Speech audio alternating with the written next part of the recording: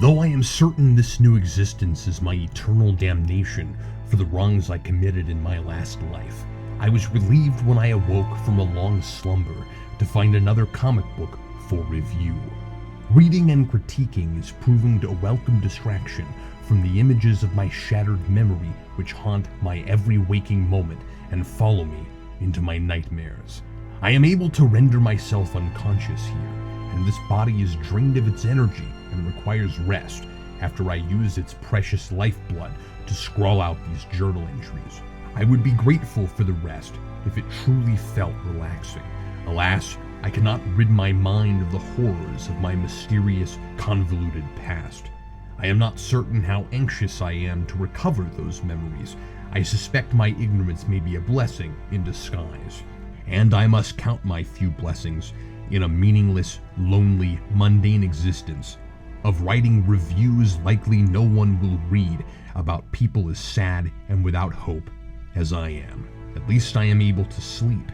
This issue focuses on an insomniac, a woman named Eve, who is also haunted by her past. Eve is in a perpetual state of intense depression. She barely functions, spends all her time lying on a couch or in bed, and lives in a vicious cycle of fear. Her husband tries everything to reignite her enthusiasm for life, but is incapable of masking his frustration for her refusal to communicate, and her constant, self-absorbed preoccupation with her own despair and desire to commit suicide. And so she lashes out at her husband, accusing him of insensitivity and the very same selfish behavior she exhibits. This reads as a fairly accurate depiction of the dynamic of a marriage bogged down by one person with a mental instability. Her husband Dave's irritability is understandable. He tries his best but can do nothing for his wife, and his every advice is met with irrationality. Eve's struggle is entirely internal, and finding the will to live again requires a difficult choice she has to make for herself, to let go of the extreme guilt and terror that has been with her since she was a child, chastised and shaped into an insecure, confused and frightened person by her angry and bigoted grandmother who raised her. While the formula of the abused child who becomes a victim for Spawn to rescue is tired, I found this woman sympathetic and pitiable. I think Eve's plight is made more real by her looking back on the events as an adult. She describes her grandmother as ignorant and afraid of living, which is precisely how she is turning out. She is literally haunted by the ghost of her grandmother, and what that does to her is rooted deep in her feelings about the woman, not just the surface terror of seeing a spook.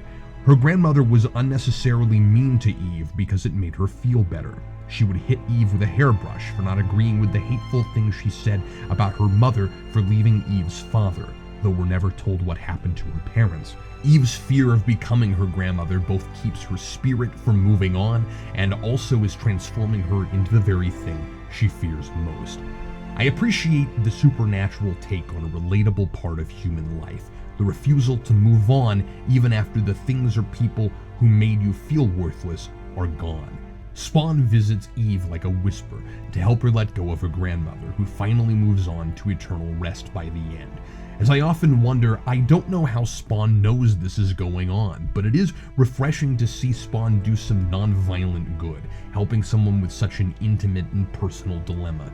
The oversimplification of how heaven and hell divvy up souls, as Spawn says, as fuel, diminishes the conclusion, as I cannot comprehend what eternal rest is in this universe, but I will not begrudge Paul Jenkins a happier ending. Spawn argues with an angel, or someone representing heaven, in an intrusive 2-page scene in the middle about his defiance against heaven and hell's arrangement. It seems to be here only to give Spawn his quota of panel time, and it doesn't seem to belong in an anthology series that follows human protagonists with Spawn operating in the shadows.